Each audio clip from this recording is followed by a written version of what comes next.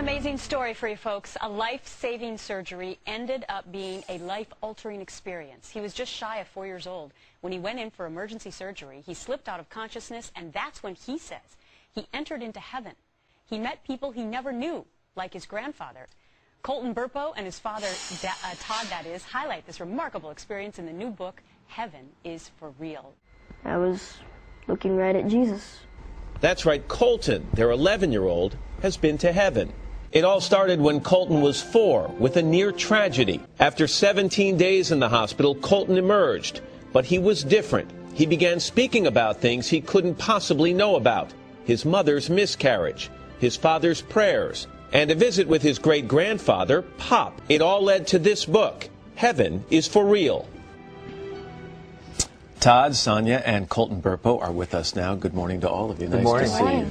Colton, I want to talk to you in a second, but let me talk to you first, Todd, and get this right out of the way. People are going to say, this is a pastor. Yes. This is a believer. This is a man of the cloth. He wants desperately to believe this, and he wants others to believe it, and that's why this story is out there. How do you respond to people like that?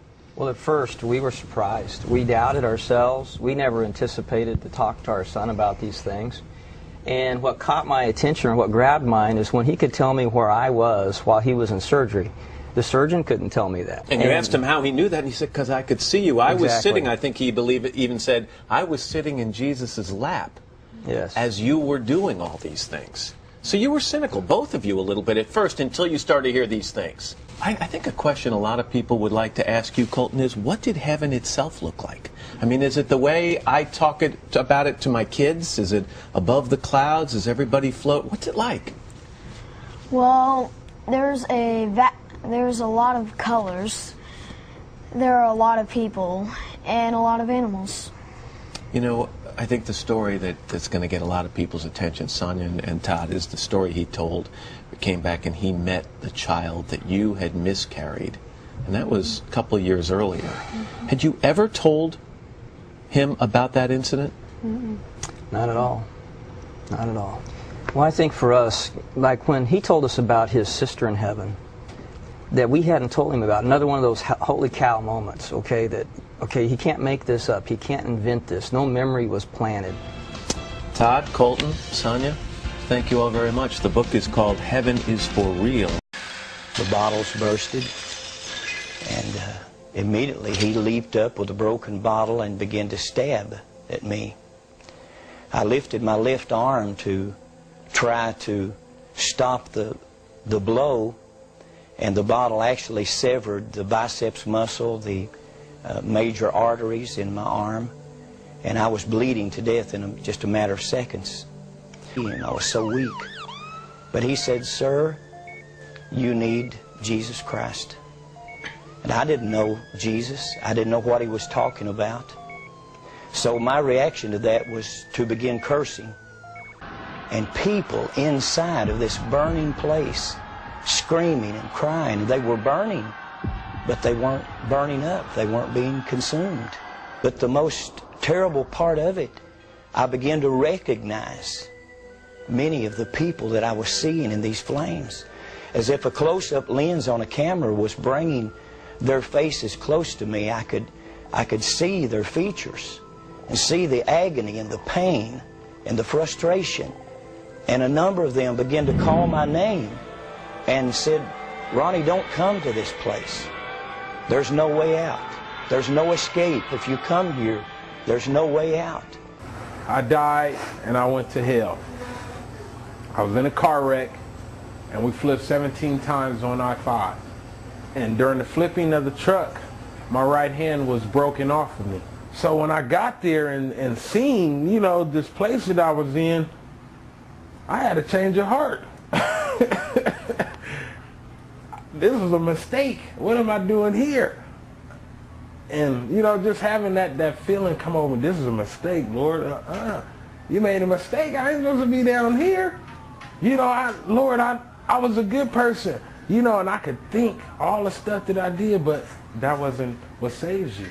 What saves you is to confess and to believe in Jesus Christ. That's what makes you saved, and to live according to what he has done. I was not living according to what he wrote. But yet I knew You know what I'm saying? But yet my actions were different from what I knew.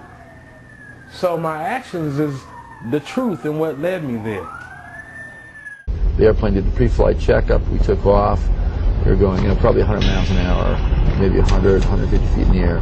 And the first thing I remember is the pilot yelled and slapped me on the side and said, "That's it, we're going down. We lost our engine." But I, in fact, lived through the night and the next day, and my spirit sat up in my body, and my spirit was ejected from my body.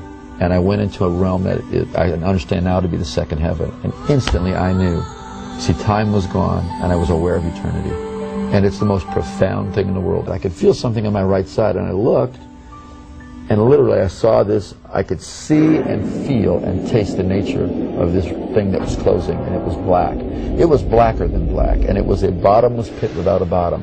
And it was closing, and the more it closed in front of me, the more I felt the nature of it. It's the separation of all life. There's no experience, there's no matter, there's no chance of changing anything. No reversal. No reversal. It's irreversible, eternal separation. It's more horrible and terrifying and hopeless than I can describe in any human terms.